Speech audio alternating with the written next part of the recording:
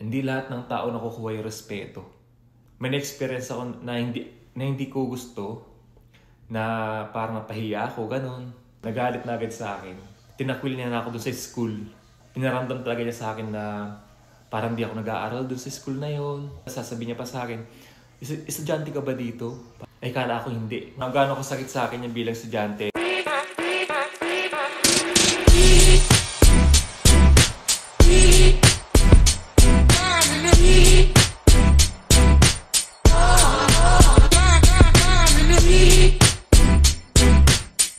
Nag-snow na naman mga tropa ko. Lakas.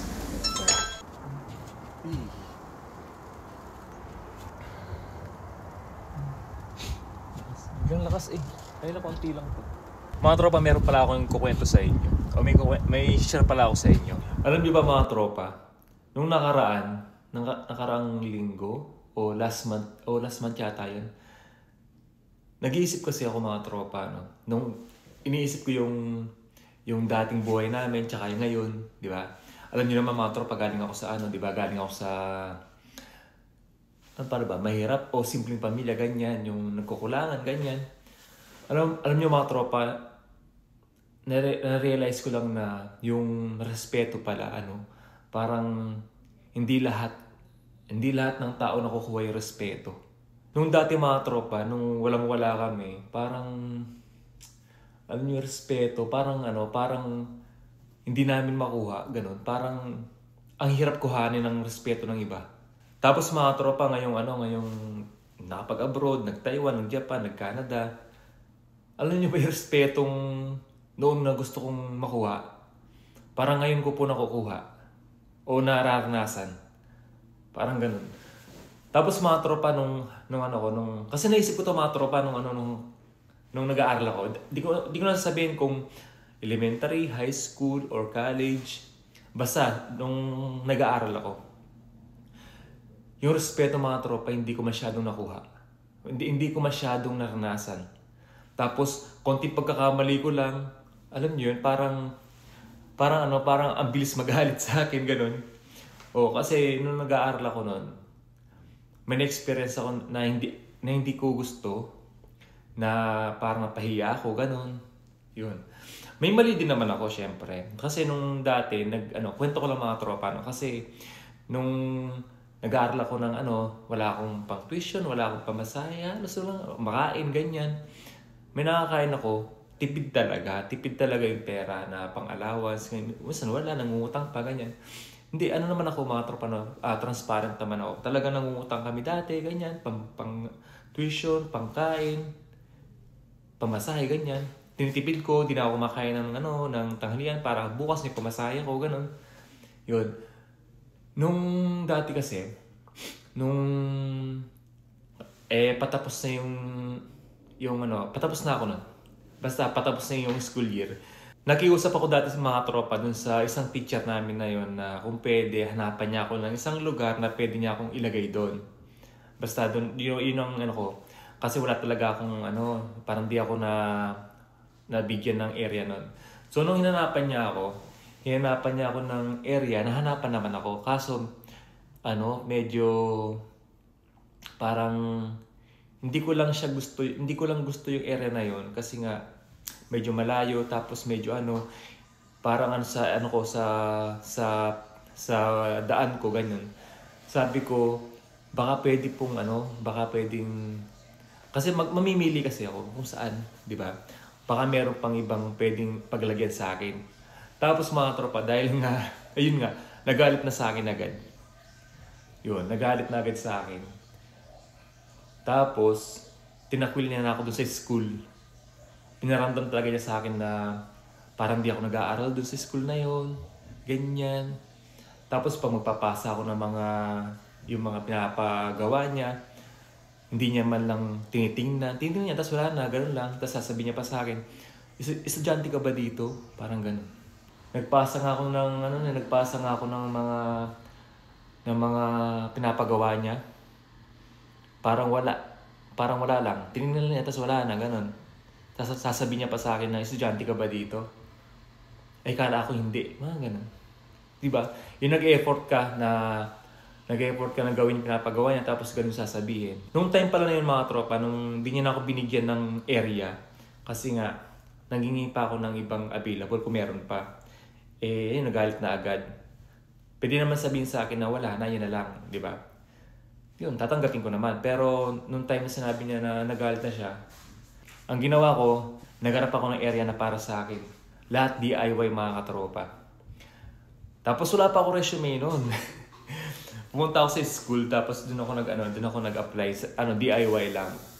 Tapos yun, pinasa ko lahat ng kailangan niya, lahat ng gusto niyang ipapasa sa akin, pinasa ko lahat. Pero sa huli, sinabi niya, yun, tinignan lang niya, tapos ganun lang yung mga ginawa ko, tapos sabi niya, estudyante ba kita? O nag-aaral ka ba dito? Ang gaano kasakit sa akin yung bilang estudyante, no? Tapos syempre yung tuition ko naman, hindi naman pinupulot, inuutang namin dati. Tapos syempre, diba, parang tinakwil niya na ako doon sa school na yun. Kaya naisip ko nga, ay iba pala yung yung respeto pala talagang hindi lahat nakukuha. Lalo na kapag ka lang, yung mahirap ka lang ganyan, o wala kang kakayanan. Tapos ito pa mga tropa, sa isang subject ulit, syempre, mahirap kami, wala kaming computer, ganyan. Hindi ko pa alam yung mga pyesa, kasi computer course kasi ako. Tapos biglang, hindi ako aware sa mga computer, kasi nga wala po kami computer noon. Yun, tapos ngayon, kami. Tapos irregular pa ako. Regular student ako. Ang gulo kasi yung schedule ko noon kasi nga, dahil nga wala akong pambayad ng tuition, nangyayari, nagiging irregular student ako. Yun, ngayon, hindi pa ganun kaganda yung pagkaturo sa amin dahil nga irregular student ako. Magulo talaga ng mga tropa, no? Anong nangyari, nung meron kaming, parang quiz, test yata yun. Nakuha ko assemble. Assemble yung nabunot ko. Nung i-assemble ko na yung computer, hindi ko alam kung paano ko i-assemble. Gawa nung luma yung unit, lumang style, tapos hindi pa ako aware masyado sa computer. Gawa na wala naman akong computer sa bahay. Tapos may subject nga kami pero hindi kami nag-assemble, hindi kami nag-disassemble. Paano, di ba? Dahil nga regular student ako, magulo yung schedule ko. Tapos mga tropa, anong nangyari? Kaya magulo po yung nasa pag-iisip ko nun. Alam niyo, for example, yung subject na 1, ito yung 1 tas 2, dahil nga regular student ako, mas nakukuha ko po yung parang ang gulo. Mas nakuha ko yung 2 kaysa sa 1. Na dapat dito kasi mag-assemble yata yun, dito sa 1. Example lang ito mga tropa, no? Dito sa 1, dito kami mag-assemble. Pero dahil irregular student po ako, yung 2, parang gano'n. Yung 2 yung nakuha ko muna. Kaya parang nauna yung 2 kaysa sa 1. Ang gulo po kasi ng schedule ko that time. Kaya hindi rin po ako gano'n naturuan dun sa pag-assemble tsaka disassemble. Kasi nauna po yung 2 sa 1. Mga gano'n mga tropa. Nagulat nga yung ibang instructor namin dati. Tulad nung isang subject mga katropa na dapat nung first year pala nakuha ko na. Pero nakuha ko siya nung second year. Parang gano'n mga tropa. Kaya nagugulat yung mga instructor, bakit may subject pa akong ganito? Di ba na ako? Second year na ako nun eh. Tinanong nga ako mga tropa, bakit meron pa akong subject na ganito? Second year na ako. Ayun mga tropa, kaya magulo po yung yung mga subjects ko, yung mga schedule ko, dahil nga po irregular student po ako. Hindi ko pa po napapag-aralan yung iba na dapat pinag-aaralan ko na, pero nag-advance na. Kaya medyo magulo po at yung utak ko naguluhan po that time. Nung nag-test na ako, tinawag yung pangalan ko, tapos maraming tao. Maraming estudyante pala. Tapos yung teacher namin, parang dalawang teacher dun eh. Tapos nung ako tinawag, assemble yung nabunot ko. Hindi ko alam paano i-assemble. Tapos luma pa yung unit. Yung version ng computer, iba yung luma. Ngayon, di ko alam paano i-assemble. Tapos, yung pyesa na nakuha ko, kumbaga, tinatry ko kung saan pwede, kung saan siya fit. Anong nangyari? Pinagtawanan ako ng mga estudyante. Okay lang naman na estudyante, tinatawanan ako, di ba? Nagkamali ako. Pero kasi, yung mga teacher, dalawa sila, pinagtawanan ako. Imbis na turuan ako, imbis na i-guide ako, turuan ako, di ba? Sa mga hindi ko alam, i-guide ako para malaman ko. Ang nangyari, pinagtawanan talaga ako. Yung isang teacher, mamatay-matay kakatawa, tapos walk out hanggang sa labas, tumatawa talaga siya. Dinig ko yung tawa niya. Doon ko na-realize talaga na yung respeto talaga hindi nakukuha ng lahat ng tao.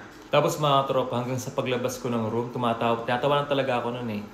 Liit na liit ako nun, gawa na syempre, isang buong section. Tapos irregular student ako, hindi ko gaano kilala yung mga classmate ko, gawa ng irregular student nga ako.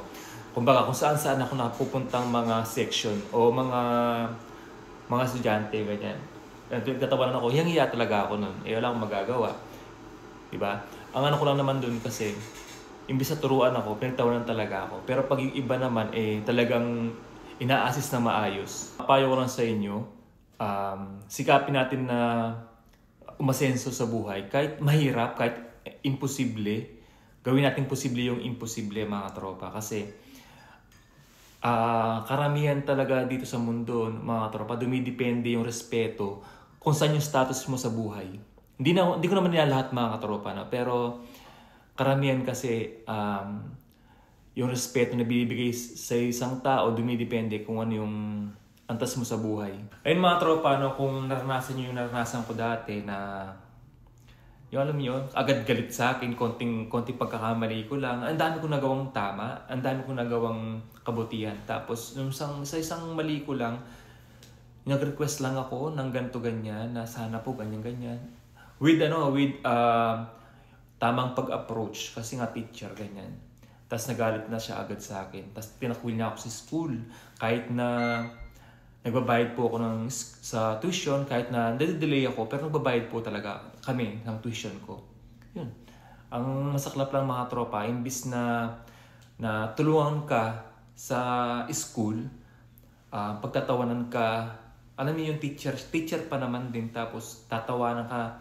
Alam mo yung tawa, yung parang tawang, okay lang tumawa ka, pero yung tawang mamamatay-matay ka nakakatawa, parang pangbubuli na kasi. Di ba? Oo, marami akong di alam noon na about sa computer. Tapos, siyempre, nagkakamali. Imbis na itama ako, pinahiya pa ako. Napahiya pa ako sa buong klase. Na hindi ko naman kilala po lahat ng nandun sa klase. At di ko close. Gawa po kasi na ako, irregular student ako. Kaya, para sa akin na, parang ayoko na pumasok. Kasi papasok pala ako dun bubuksan ko lang yung pinto. Pag nakita ko ng mga estudyante, nag-iisip na ako, ito yung tao na hindi na marunong mag-assemble. Parang ganun. Naisip ko na kasi nga, pinagtawanan nila ako. Okay lang naman tumawa, pero wag yung tawang parang nakakabuli ka na.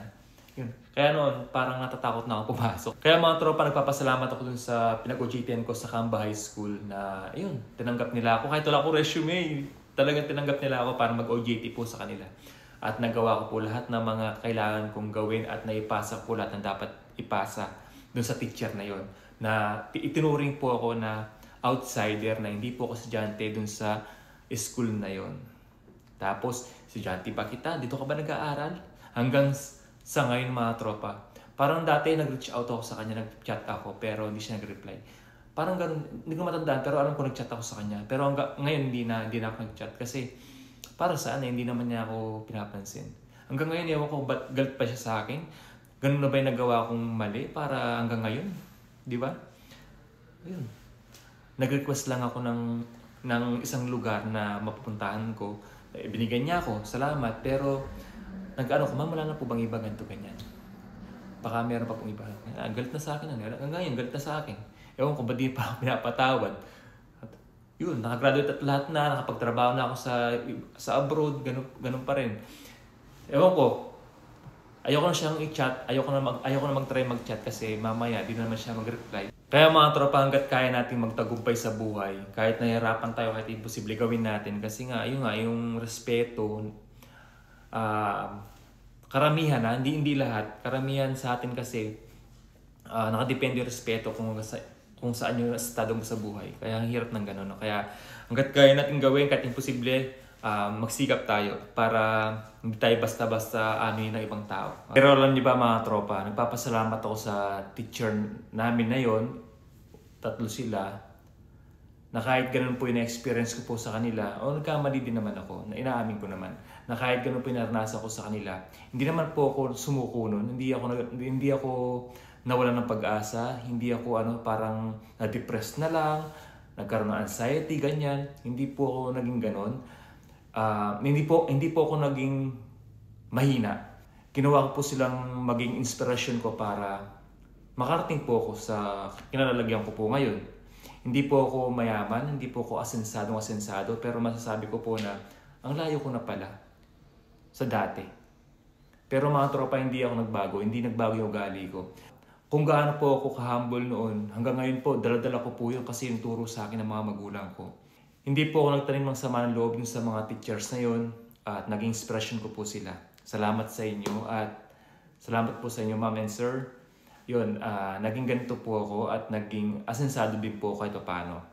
Naging inspiration ko po kayo. Yun. Masakit syempre, napahiya ako nun eh. Pero ang ginawa ko, talagang nagpursigig po ako sa buhay para makarating po ako sa kinalalagyan ko po ngayon. Maraming salamat po sa inyo. Hindi ko na matatapusin ang vlog na to na hindi ko po sinasabi sa inyo to. Share to inspire, not to impress. Pray hard at work, stay humble, and God bless po sa ating lahat. Bye-bye!